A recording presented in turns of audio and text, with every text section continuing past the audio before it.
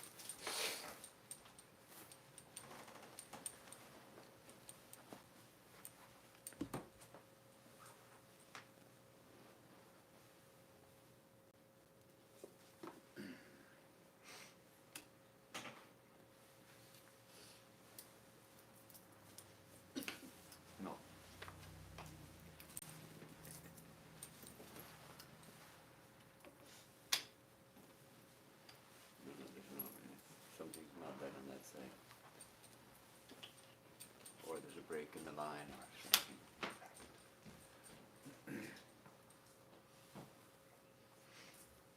Om Tava Kathamritam Tapta Jivanam Kavidhiriritam Kalmashapaham Shravanamangalam Shrimadatatam Bhuvi Grananti Bhuridayanaha. O Lord, your words, your immortal teachings, the descriptions of your activities are like nectar to our burning hearts, to us who are burning in the world. The poets sing your teachings and your words in beautiful hymns and verses. Just to hear of you, just to hear your name, to hear your teachings is tremendously auspicious. And those who spread your teachings far and wide are the true benefactors of humankind. It's the opening verse. Is this working or are you giving it up? Good. This is, of course, a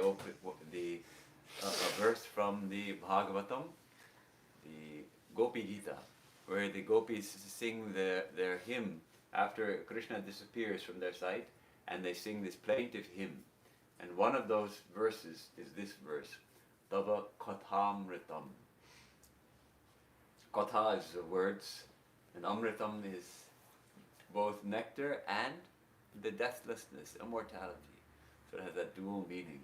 And Srima M, the writer of this book, took that verse as it's printed on the title page of every volume of the book, which he called Sri Sri Ramakrishna Kathamrita. So he took it right from that verse, this Kathamrita, the words of nectar, or the immortal words, how we would translate it. It has both those meanings. Of course, then it was translated into English, and it was called the Gospel of Sri Ramakrishna, which is also appropriate. The Gospel meaning the good news, right? The message, the eternal message, which has been proclaimed by Sri Krishna in the Gita, and by Jesus Christ in the Sermon on the Mount, and by Sri Ramakrishna, and by Sri Chaitanya, and by Buddha, and by so many great teachers who teach this good news. And it should be mentioned that M himself, before he published the first Bengali edition, there are, as you may know or may not know, were 5 volumes originally in Bengali, and not in chronological order. Each volume was chronological, but when they were, they covered the whole of the period of M's discipleship, taking different incidents, different conversations. And of course now they've been put all together into one book in chronological order. But his first publication was in English, and it was called The Gospel of Sri Ramakrishna. So he called his first English volume The Gospel of Sri Ramakrishna, and it more or less identical with the first volume of the Bengali. But here and there you'll find a few extras, and obviously the translator, Swami Nikhilananda, referred to that book, that English book. Now there's a page marker here, and we are reading through it. I guess every evening a little bit is read, so we're just going to pick up from where it's being read. And this chapter is chapter 7, The Master and Vijay Goswami. Vijay, or Bijoy in Bengali, came from a prominent Vaishnava family. He was a highly respected Vaishnava. And then he joined the Brahmo Samaj and repudiated all image worship. And he became a paid preacher, even. He was a paid preacher of the Brahmo Samaj. And then gradually, quite likely, in part through his extensive contact with Sri Ramakrishna, he he started not agreeing with all the doctrines of the Brahmo Samaj. He started recognizing that actually image worship is also a valid path. Sri Ramakrishna used to hit hard on this idea that all paths, those who believe in God without form, they're fine. But why criticize those who believe in God with form? And so he used to hit hard on those things. And so Vijay Goswami gradually got diluted by Sri Ramakrishna and ended up leaving the Brahmo Samaj finally and becoming a guru and spiritual teacher, a Vaishnava teacher again. And that's, of course, much later. Here he's still in the Brahmo Samaj. The date is Thursday, December 14, 1882. It was afternoon. Sri Ramakrishna was sitting on his bed after a short noonday rest. Vijay, Balaram, M, and a few other devotees were sitting on the floor with their faces toward the Master. They could see the sacred river Ganges through the door. Since it was winter, all were wrapped up in warm clothes. Vijay had been suffering from colic and had brought some medicine with him. Colic is what? Is it some kind of intestinal distress, right? Mm-hmm. Spasm. Here's the doctor. Oh, here's our doctor. Yeah, she also. Oh, Oh, that's right. You get your get what? Loose motions or what? More like a spastic Spastic. pain. So it is intense pain. It's very painful. Okay, I don't think I ever had that. Babies get it sometimes, right? Yes. And then you have to rub their tummies and pray probably. Grape juice. Grape juice helps for No, colic. that- Okay. Indian old. Gripe water. Gripe water. Gripe water. Gripe water. And that actually has a That's little bit fine. of alcohol in it. And we don't know Gripe whether water. it's the alcohol which does the Okay. trick. Oh. So this is what probably what Vijay had with him. He had some gripe water, whatever that is. Okay. Vijay was a paid preacher in the Sadharan Brahmo Samaj. But there were many things about which he could not agree with the Samaj authorities. He came from a very noble family of Bengal, and here it's telling everything I was trying to tell. Noted for its piety and other spiritual qualities. Advaita Goswami, one of his remote ancestors, had been an intimate companion of Sri Chaitanya. Thus, the blood of a great lover of God flowed in Vijay's veins. As an adherent of the Brahmo Samaj, Vijay no doubt meditated on the formless Brahman, but his innate love of God, inherited from his distinguished ancestors, had merely been waiting for the proper time to manifest itself in all its sweetness. Thus Vijay was irresistibly attracted by the God-intoxicated state of Sri Ramakrishna, and often sought his company. He would listen to the Master's words with great respect, and they would dance together in an ecstasy of divine love. Could you hand me this table? It's quite a large book. It's a little heavy. Thank you.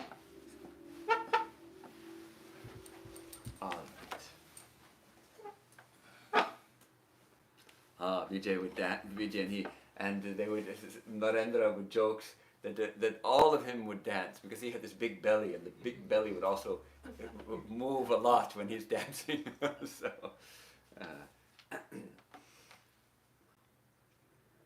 It was a weekday. Generally, devotees came to the Master in large numbers on Sundays. Hence, those who wanted to have intimate talks with him visited him on weekdays.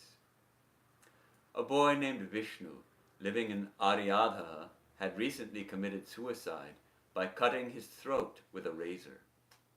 The talk turned to him. Master, I felt very badly when I heard of the boy's passing away. He was a pupil in a school, and he used to come here. He would often say to me that he couldn't enjoy worldly life. He had lived with some relatives in the western provinces, and at that time used to meditate in solitude in the meadows, hills, and forests. He told me he had visions of many divine forms. Perhaps this was his last birth.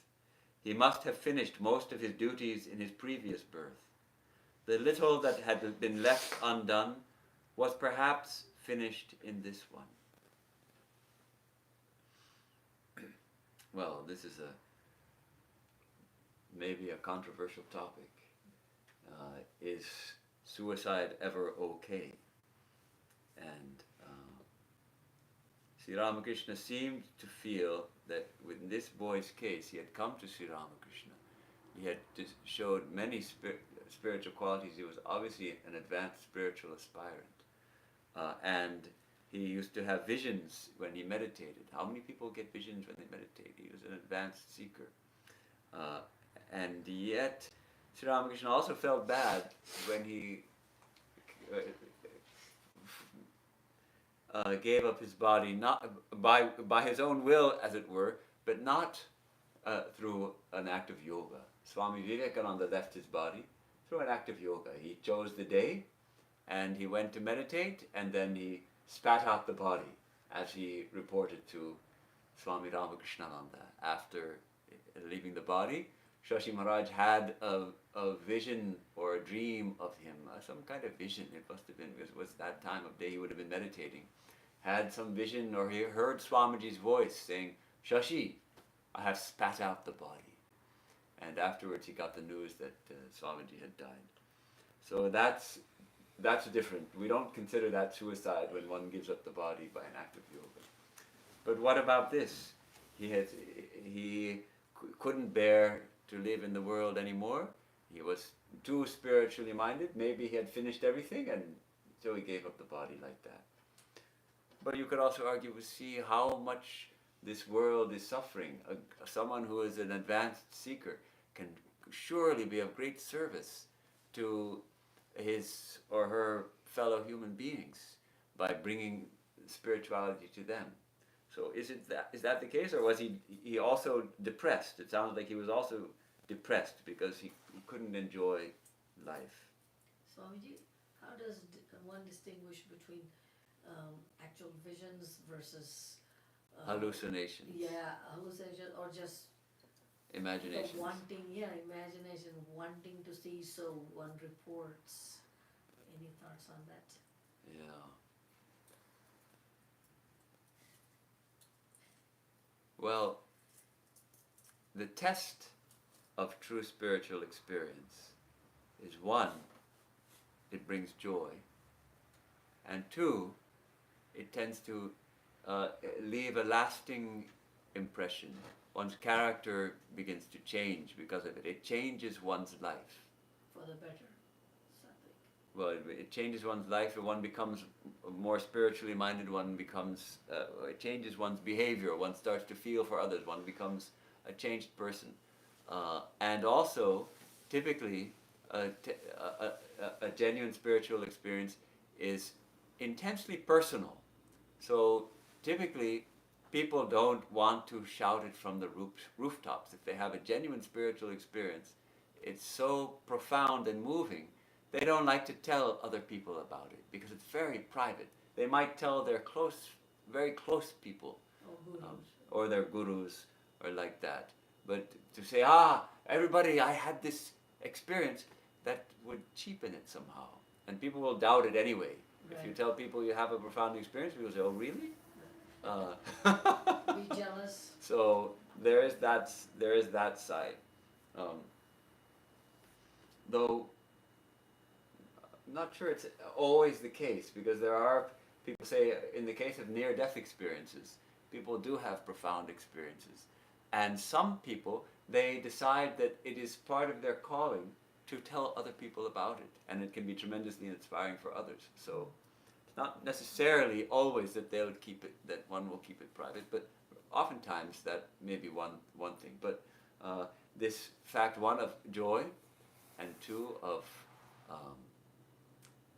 life changing. It changes our life. Thank you.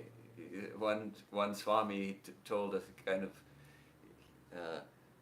made an interesting observation. Not a monk of our order, but he was a monk who had seen in certain parts of India the kirtans, that people would gather together and they would sing the kirtan, and they just tears streaming from their faces and like that. And then they'd go home and they'd sleep soundly, you know. And he was suggesting that if you have that kind of emotion, that kind of devotion, how can you sleep? You'll be up all night praying to the Lord. But no, they would have this. So it was almost like a learned response. You start singing together, and the tears start streaming. And so it is an emotional response, no doubt. They would have a deep emotional response, to some certain extent devotional. But there's a difference between emotion and devotion. Emotion, we all have emotion. But emotions, it's part of our human experience, but emotions purified and directed solely to the divine starts to become devotion. And I think a good example in my case, when I first started becoming interested in Vedanta and I started meditating and praying, sometimes I would get tears, and I thought, I'm getting more devotional, But then one day, I was reading a poem, and it was an entirely worldly poem, and it had a kind of emotional ending to it. And I read it, and I started weeping, and I thought, what is this? I'm weeping. This is nothing about God, nothing about it. It's just. And so I realized I had become overly emotional. It wasn't yet devotion. It was still emotion. Yes, emotion towards God, it's certainly a good thing. But then I started weeping by a worldly poem too. And then I thought, well, wait a second, what's going on here? So that is maybe it's a subtle difference. Because naturally in the path of devotion, we employ our emotion, no doubt, and we try to turn our love towards God.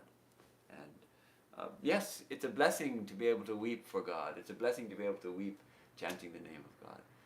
But it can also be a kind of learned response in certain circles. And among the devotees of Sri Ramakrishna, towards the end, at Kashipur, there was that really interesting discovery by Swami Vivekananda that many of the devotees started having ecstasies and would dance and have ecstasies, and tears would come. And it turned out that some of them were practicing at home. They were practicing their ecstasies, so they weren't genuine. they were, and so he told these people, hey, stop that, eat nutritious food. Maybe he probably told them eat some meat, and be strong, and actually, to let the emotions show actually is a certain amount of weakness.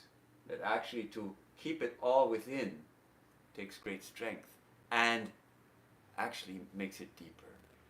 So rather than let all the emotion out in a big fit of weeping, we restrain that tendency to outward expression.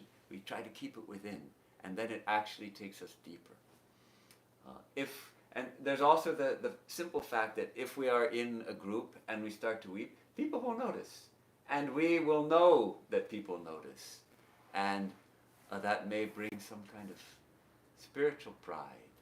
I wept for the Lord, and people saw me, and people must think how spiritual I am, how spiritual I must be. Give ourselves a pat on the back.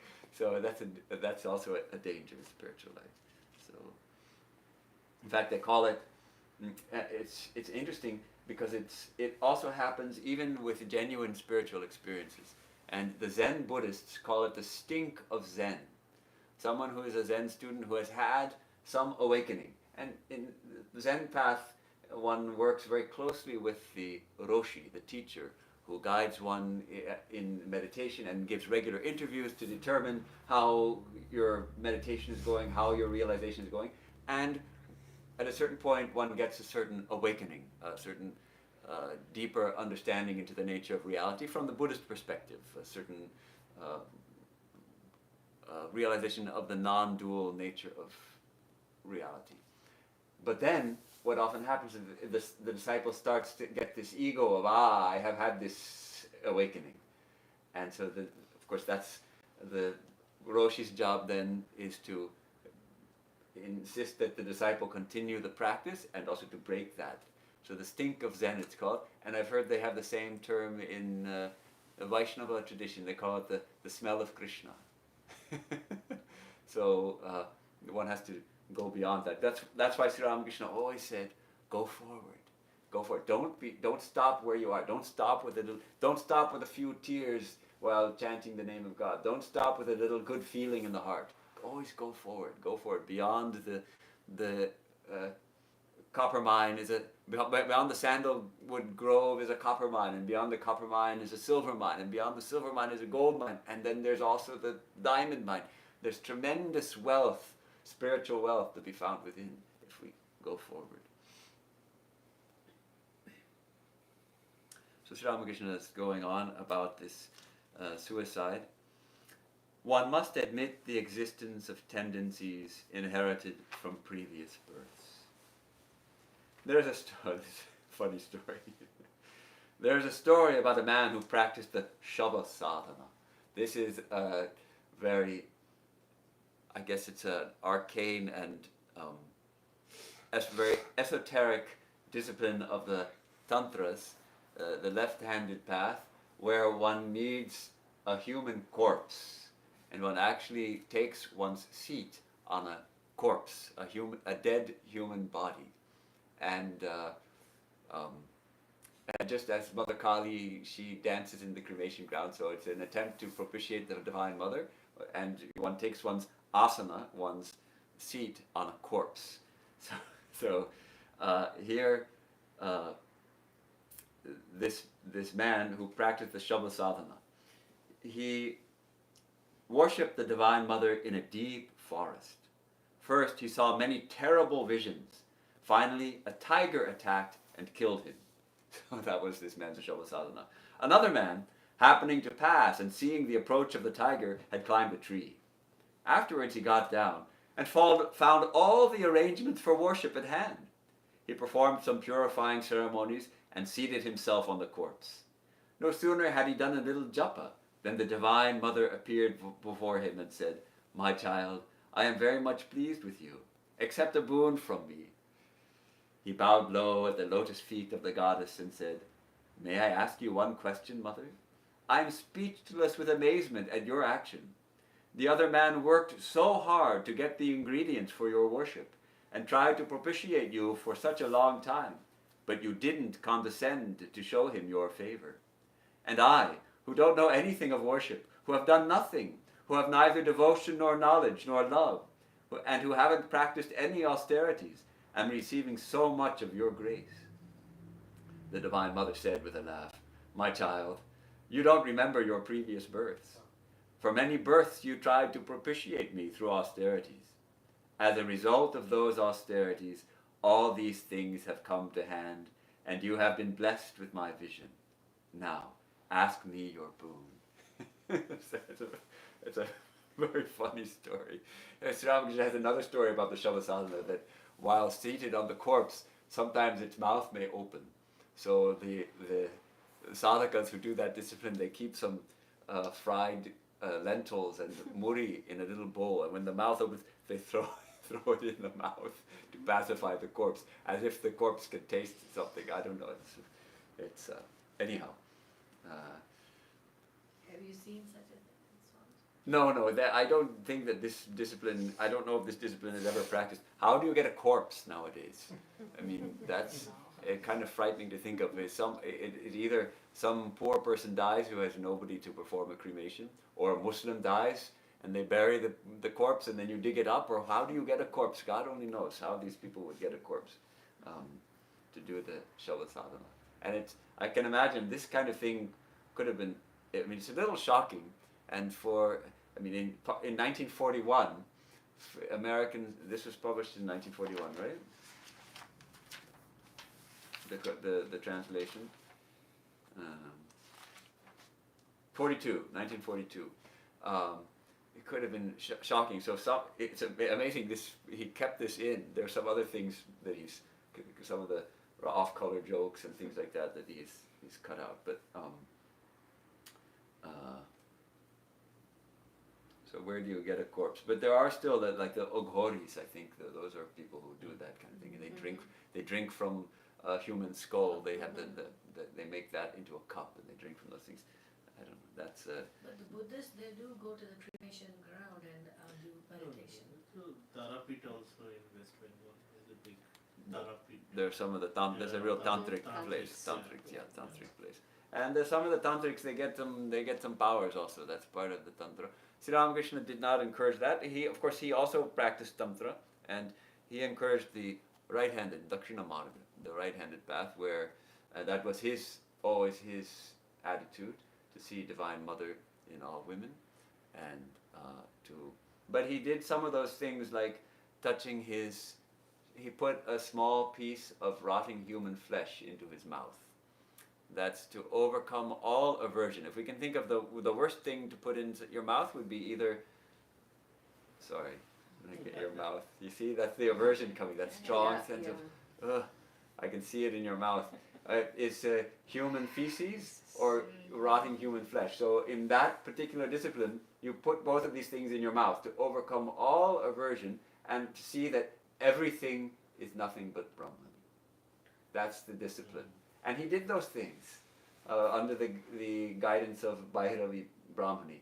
It sounds, he couldn't, by the time he's here teaching, he couldn't dream of doing those things. He had to be, his food had to be very pure and offered to the Divine Mother, and preferably prepared by Holy Mother herself. And so he wasn't like that. But during that period of discipline, he practiced all those disciplines to overcome aversion. And he himself also, this was not a discipline of the Tantra, he just to remove any last vestiges of pride in his mind at having been born a Brahmin. He went to the sweeper's latrine and cleaned the place with his hair. He had long, the jata, the dreadlocks, and he wiped the latrine. I mean, latrine, who wants to, no one likes cleaning the latrine, or most people don't like cleaning the latrine, and many people in India will refuse to do it because it's only sweeper's work. In fact, the bathrooms at Mayavati, when I was at Mayavati, the public bathroom was it was so smelly and dirty. Finally, I realized I had to clean it. None of the workers would clean it because they felt that's not my work, it's a lower work. So actually, who cleaned it? Myself and a Brahmin devotee who was there. He was willing to do it because he didn't have that problem, I guess. So we cleaned the toilets, and I think gradually they found some solution for it, but it was terrible. People didn't want to clean the latrines. Yet he wiped it. And not just any latrine, the latrine of the lowest caste person. So anyhow, that's the whole caste business, which he was able to completely eradicate from his mind any sense of pride by doing these kinds of disciplines. All right, so let's keep going. See what else Sri Ramakrishna can teach us. We kind of got diverted a little by Shava Sadhana. A devotee says, I am frightened to hear of the suicide. Sri Ramakrishna, suicide is a heinous sin, undoubtedly. A man who kills himself must return again and again to this world and suffer its agony. Well, this is a pretty serious claim. Suicides are really are very widespread at this time, and whether that's the case that such people must again and again come and suffer. It's great. This is the traditional teaching. Whether Sri Ramakrishna is speaking here as the truth is hard to know. Because at the same time, let me throw in this, that I'm quite a fan of reading near-death experiences. There are a couple of websites where people submit their near-death experiences. And almost all of them are positive experiences, including the experiences of people who committed suicide, tried to commit suicide. They overdosed on some pills, or typically that's how they survive. If you shoot yourself, you typically don't survive. But if you overdose on pills, sometimes they survive. And typically those experiences are positive. They have positive experiences on the other side. Still, it is clearly a negative act, and it hurts, breaks many people's hearts. So, karma, there is that karma to be reaped. But then Sri Ramakrishna goes on to say, I don't call it suicide if a person leaves his body after having the vision of God. There is no harm in giving up one's body that way. After attaining knowledge, some people give up their bodies. After the gold image has been cast in the clay mold, you may either preserve the mold or break it. Many years ago, a young man of about 20 used to come to the temple garden from Baranagar. His name was Gopal Sen. In my presence, he used to experience such intense ecstasy that Hridoy had to support him for fear he might fall to the ground and break his limbs. That young man touched my feet one day and said, Sir, I shall not be able to see you anymore. Let me bid you goodbye. A few days later, I learnt that he had given up his body.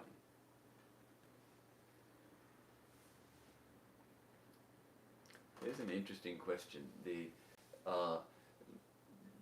Especially in the case of people who are suffering from terminal illness, there's a strong movement to permit them to commit suicide, doctor-assisted suicide, by the case receiving a prescription of some strong medications that will end their life when they want to do it, rather than waiting for the disease to take them, which might involve a lot of suffering. Perhaps it's a severe form of cancer or some kind of paralysis disease or various things like that. And in some countries it's perfectly legal. And there are concerns that it could be abused. Let's get rid of this patient. And there's also, so of course safeguards are built in, I think. But I think now it's legal in some states in the U.S. Is it legal in all states? Not all. Not all states. I think in California it might be legal. I think Washington State maybe. I'm not sure. Anyhow, whatever it may be. Euthanasia. Euthanasia is one of the terms they use. Right. So I came from Canada, Swami. It's legal there. They call it MAD, medical assisted death. But very recently I read a paper where a doctor is questioning whether the people are fighting the war or not, because the option is there. They're like, I don't want to fight anything. I'll just take MAD. That's it. Fighting the war means. Or like fighting the war with the whatever they are going through. Like treatments are there, but Right. instead of waiting till the end, Yeah. now because that option is there, as soon as you are, say, Right. treated with that particular disease, and that option is there after a few weeks or months, people go for that just like that. So it's a kind of suicide. Yeah. Yeah. Also, we feel, at least I feel, that you always have the opportunity for spiritual growth, and quite possibly this disease, this terminal disease, has come as a teacher. We find that sometimes people who have this at the end of their life, after going through this disease, they become beautiful people, full of love and peace. They do attain that deep peace and love. And so if you cut short that's part of our growth process. Part of the dying is also part of life and part of our growing and our sadhana. As of course we being spiritual seekers, spiritual aspirants, it can be a time of consciously preparing and a kind of sadhana in itself. So and yet sometimes you see people who do have to suffer terribly. And well, is it the most compassionate thing? The hospice movement has something not fully MAD, medically assisted death, but once they start giving morphine, that hastens the death. It doesn't cause it directly, but it certainly hastens it. Right? The doctors will agree, and I've seen it in my own experience, that people who, once they start morphine, it goes pretty quick, and it makes it more pleasant. It can make it more pleasant. But again, Maharaj, we are destined for some amount of pain. Like, do we have to go through the Karma, life? yeah. If that's the karma, if we don't, that means we have to come back to Well, that's the question. Will we have to come back? That's a very good question, and it's quite as people as we who generally accept the idea of karma and reincarnation, right? But then should you not take painkillers? Should you not take any aspirin when you have a headache? Because that headache also is you're destined to have that pain, and if you're taking an aspirin, then you'll have to come back again because you took the aspirin. No, but there is a difference between pain and the pain is not permanently going. It'll come back, like maybe for 2 or 3 years, 5 years, but it's going to come back, right? Like the headache or anything. It's like you know the suffering is there, and you're trying to persuade it, but you still have to suffer. Like the feeling or in the mind that you are having the disease and your suffering is still there, right? End of the day, the pain may be, but the suffering is still there. Well, Your mind. curing so many diseases, like completely get rid. It's different. Yeah, should we not cure diseases then? Right, I mean, so many diseases. That's also part of karma, of course. Then we Cancer found is it. getting cured. So No, the point of I'm not arguing with it, but I'm saying like I know you are taking care of it, but there is some experience that you go through in your mind of the suffering, that you have the disease, you have to go through certain pains. In spite of taking the medicine, that doesn't cure you everything. There is a pain of path of pain that goes through in your life, right? That is the experience. I'm saying like pain of getting hurt or something like that, but there is a pain, the experience in your mind that you have to go through, right? Well, that's the question.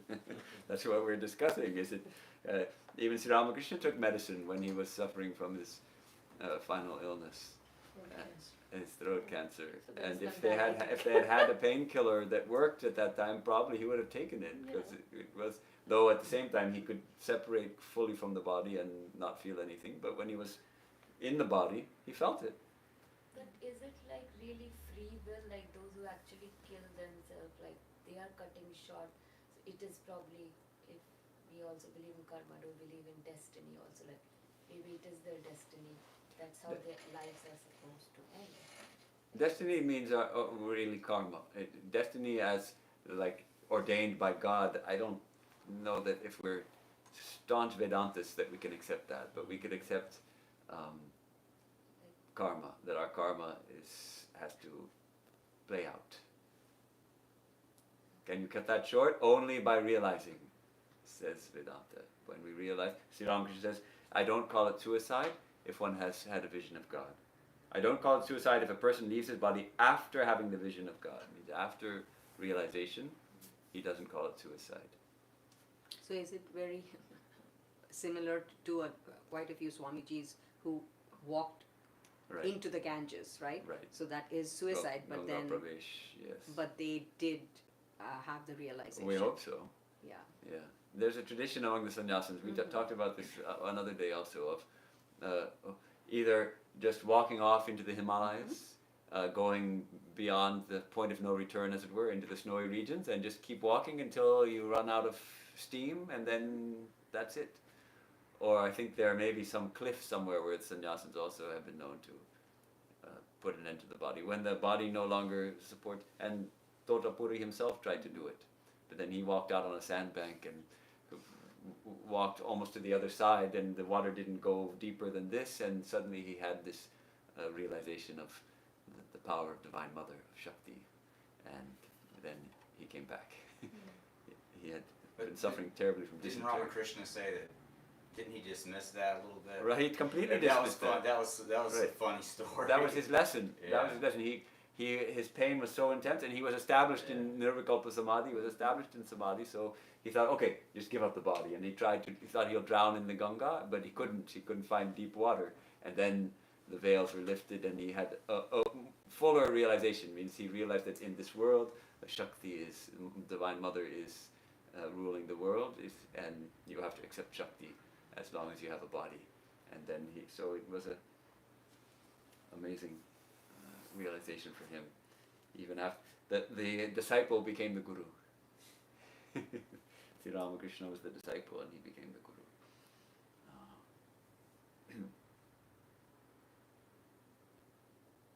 So I hope none of us feel the need to give up our body prematurely. That's always a very sad. And I know people who struggle with that, with suicidal thoughts. Many young people struggle with that, and it's difficult.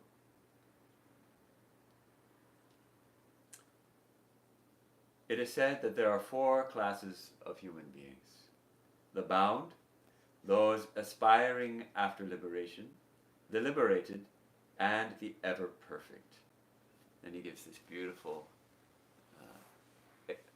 example of the fish. This world is like a fishing net. Men, we shall say human beings, are the fish, and God, whose Maya has created this world, is the fisherman. When the fish are entangled in the net, some of them try to tear through its meshes in order to get their liberation. They are like the people striving after liberation. But by no means all of them escape. Only a few jump out of the net with a loud splash, and then people say, "Ah, there goes a big one." In like manner, 3 or 4 people attain liberation. Again, some fish are so careful by nature that they are never caught in the net.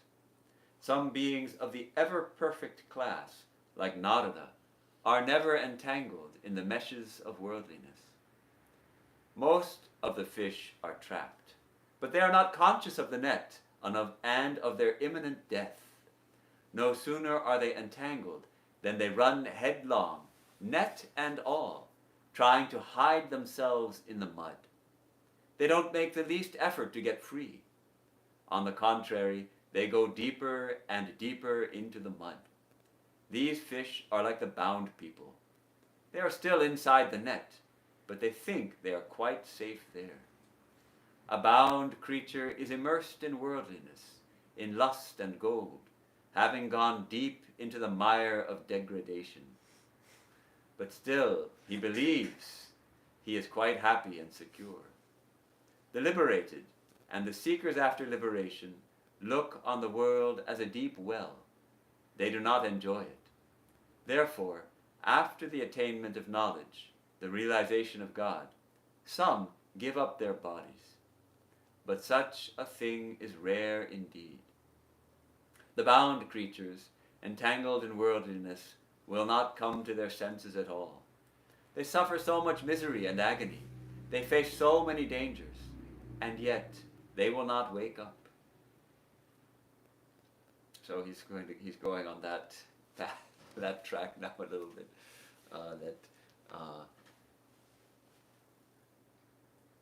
That's a good question. Is the world so miserable? Are people suffering so much? Depends.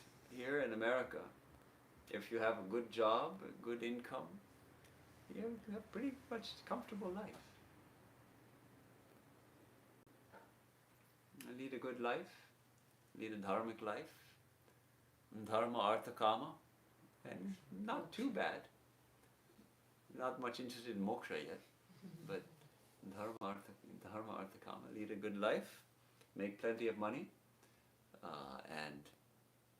but suffering comes to all, no doubt about it.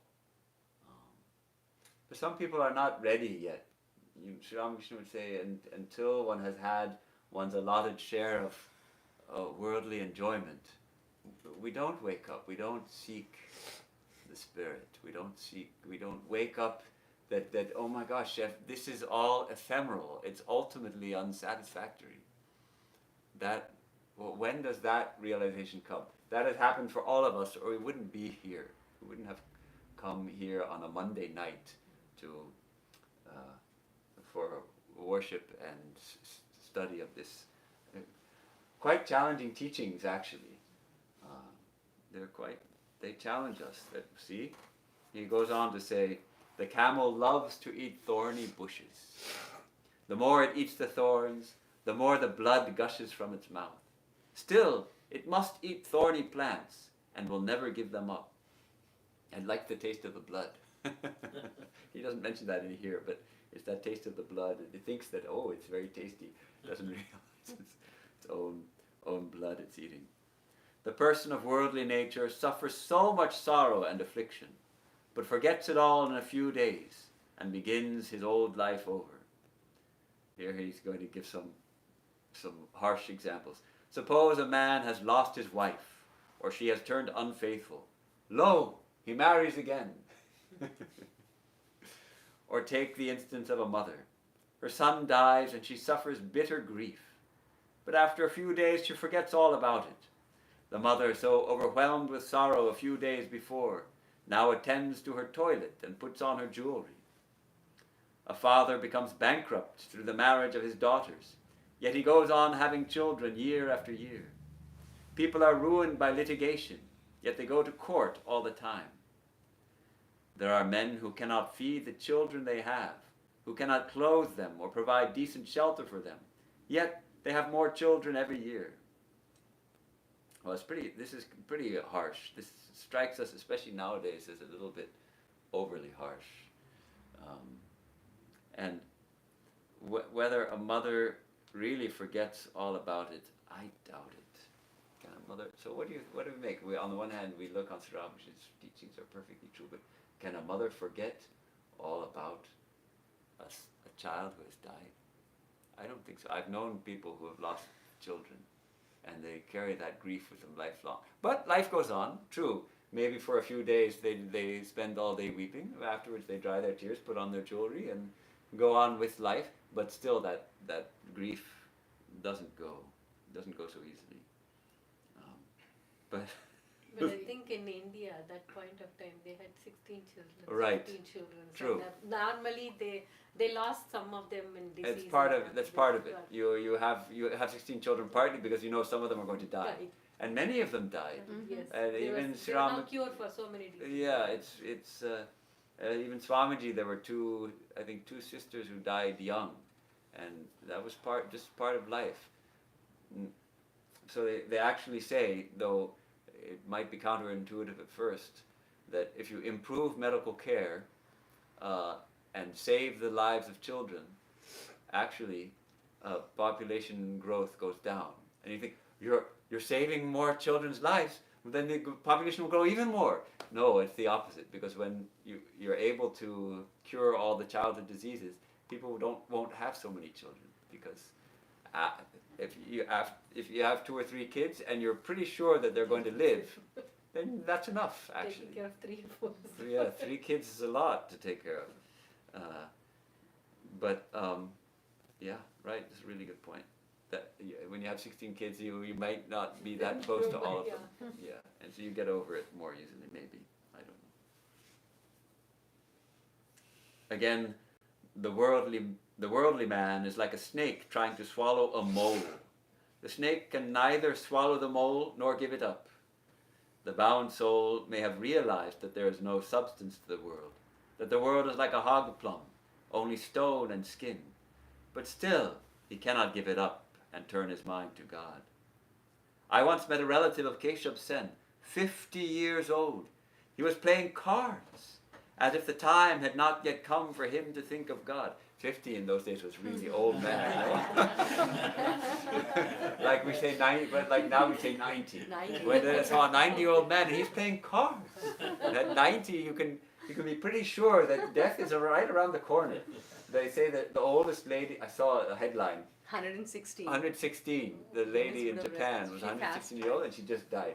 And she was considered the oldest lady in the world. Now there may be in some indigenous cultures somewhere, some people who grow older, but pretty much once you reach 90, you can count the number of years left. You're pretty sure you can count them on 2 hands, and quite possibly on 1 hand. And still, if your whole life has been spent in seeking pleasure only, seeking enjoyment, you won't be able to direct your mind to God. You'll be stuck. You'll be stuck with this hankering for enjoyment, and yet no way to fulfill it, because your body can no longer fulfill it.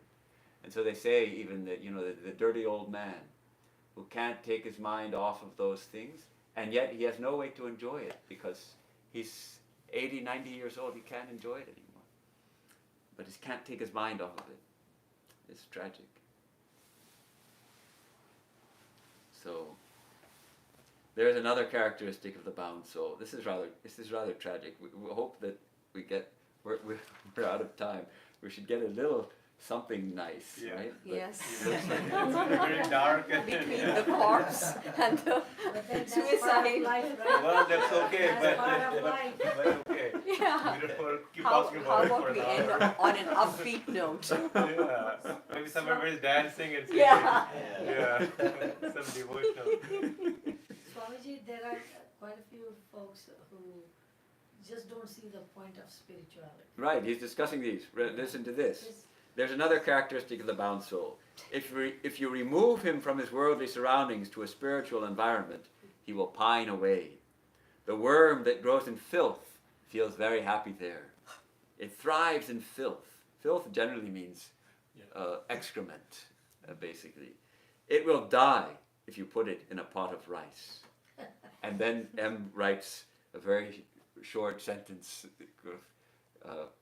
painting the picture very clearly. All remained silent. So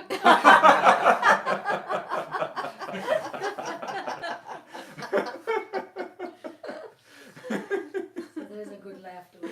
Yeah, no, good. Okay, that's probably where we stop. But let me just read 2 lines. Then Swami is going to give the way out, because Vijay says, Okay. "What must the bound soul's condition of mind be in order to achieve liberation?" And he's asking for, well, what's the way then, right? What must the bound soul's condition of mind be in order to achieve liberation? And then Sri Ramakrishna says, one can free oneself from attachment to lust and gold if, by the grace of God, one cultivates a spirit of strong renunciation. Tivra vairagya is the term he used to use. Strong renunciation. And then he gives the example of the farmer who wouldn't stop digging till he got water to his field. And but that goes, this goes for quite a while, so I don't think we're going to get to the happy part. But at least he says, yes, there is a way. And the spirit of strong renunciation means not that we have to give everything up, but this strong yearning, actually, this strong yearning for God. This farmer was determined. He's going to get water, and so his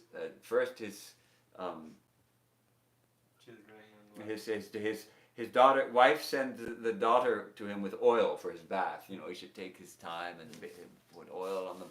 But I see this is fascinating. The Indian bathing system in Bengal, at least, especially in winter when it's cold, they delay their bath until about 11 or 12 when the sun is out, and they'll go sit in the sun and with a little bit of mustard oil, and they'll leisurely rub mustard oil all over their body, soaking in the sun. Then they'll gird their loins somehow to go and take that bath with the cold water. Or nowadays, of course, they might heat it up even. So she comes with oil. "Father, it is already late. Rub your body with oil and take your bath." And then, "Go away," thundered the farmer. "I have too much to do now." It was past midday, and the farmer was still at work in his field. He didn't even think of his bath. Then his wife came and said, "Why haven't you taken your bath? The food is getting cold. You overdo everything. You can finish the rest tomorrow, or even today after dinner."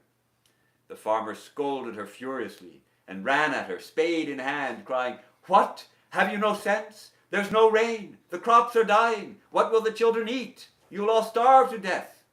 I have taken a vow not to think of bath and food today before I bring water to my field." The wife saw his state of mind and ran away in fear. Through a whole day's back-breaking labor, the farmer managed by evening to connect his field with the river. Then he sat down and watched the water flowing into his field with a murmuring sound. His mind was filled with peace and joy. He went home, called his wife, and said to her, "Now, give me some oil and prepare me a smoke." With serene mind, he finished his bath and meal and retired to bed, where he snored to his heart's content. The determination he showed is an example of strong renunciation. So this is the idea course, the example is that when he's got water means he has realized God. He has had a direct experience of the divine, and it brings such tremendous peace and joy, much more than just bringing water to the field. But by that tremendous labor, we get this joy. So we have to struggle. Now, of course, grace is necessary for realization, but struggle is also required. And if you object, well, then where does grace fit in if struggle is required? Then if grace only comes to those who struggle, then it's not grace. Sri Ramakrishna's explanation, of course, is the story of the wind, sailboat, the wind and the sail. Yes, Right. the wind of grace is always blowing, but to catch it, you have to raise the sail. You have to work hard to raise the sail on the ship, and then it catches the boat. So that is the happy ending. Happy ending. Happy Yes, ending. yes, So it is a much- happy much ending. nicer. Okay, good. Thank you. Oh, let's sit quietly for just a moment and think of that happy ending.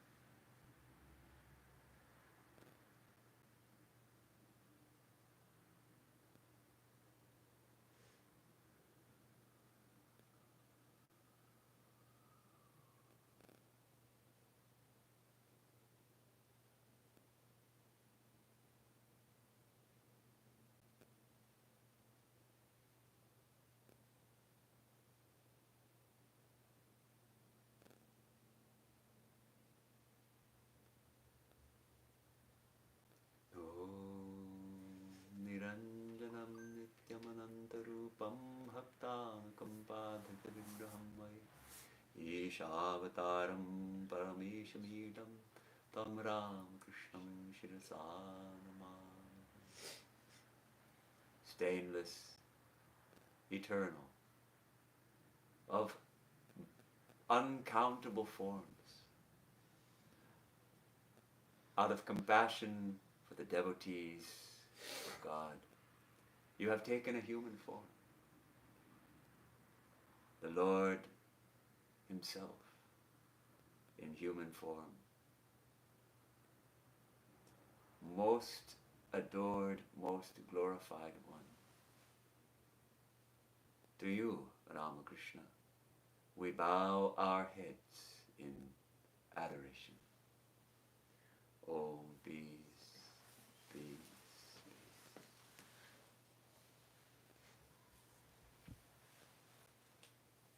Thank you so much. Thank you. It was a great